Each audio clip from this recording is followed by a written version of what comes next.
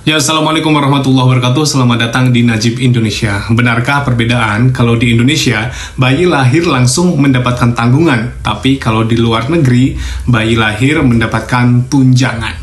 Video ini sebenarnya terinspirasi setelah saya melihat video yang dibuat oleh Mas Logo Valentino tentang BPJS. Itulah,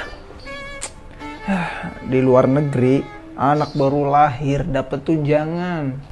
Di Indonesia, anak baru lahir dapat tanggungan. Kelas. Kembali lagi ke apakah bayi di luar negeri mendapatkan tunjangan? Mari kita lihat bagaimana sistem yang ada di Rusia. Di Rusia, sejak tahun 2007 ada sistem yang namanya Materninsky Capital.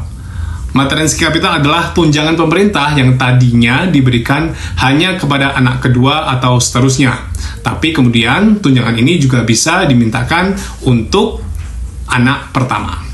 Berapa sih besarnya tunjangan itu? Nah, untuk anak pertama itu dapat 630.000 rubel atau secara setara 100 juta rupiah jika anaknya lahir di tahun 2024. Untuk anak kedua dapat tunjangan 834.000 rubel atau secara 133 juta rupiah jika anak pertamanya itu lahir di tahun sebelum 2020.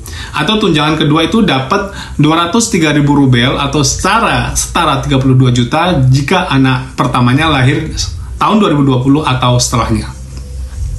Nah, tapi tunjangan ini itu non-tunai. Loh, kok tuh non-tunai gimana? Jadi gini, setelah kelahiran anak kedua atau seterusnya, itu keluarga bisa mengajukan permohonan ke kantor terkait lah. Lalu kantor tadi akan mengeluarkan sertifikat atau dokumen yang menunjukkan bahwa keluarga ini mendapatkan tunjangan atau bantuan dari pemerintah. Nah, kemudian dengan sertifikat ini, keluarga tadi bisa mengajukan pembelian rumah atau merenovasi rumah atau bayar biaya pendidikan anaknya atau ditabung juga bisa untuk pensiunan ibunya nanti. Nah, karena bantuannya non-tunai, tentunya ada plus dan minusnya. Plusnya, penggunaannya bisa terkontrol. Jadi kayak 100 juta itu kemana? Buat beli rumah atau yang lain-lain, terkontrol. Jadi dana ini tidak bisa digunakan seenaknya gitu. Dan minusnya, karena uangnya non-tunai, jadi keluarga tidak bisa menggunakan uang tadi atau bantuan tadi untuk memenuhi kebutuhan sehari-hari.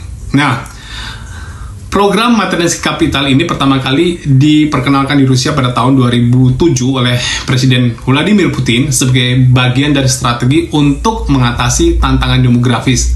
Apa itu? Nah, jadi pada awal tahun 2000-an itu Rusia mengalami penurunan populasi yang signifikan. Jadi kayak jumlah penduduknya itu semakin sedikit, angka kelahirannya sedikit, angka kematiannya tinggi. Jadi ini kayak program untuk mendorong supaya masyarakatnya giat untuk ini untuk menambah populasi penduduk di Rusia. Oke, jadi gimana teman-teman? Itulah sistem bantuan yang diberikan kepada anak baru lahir di Rusia.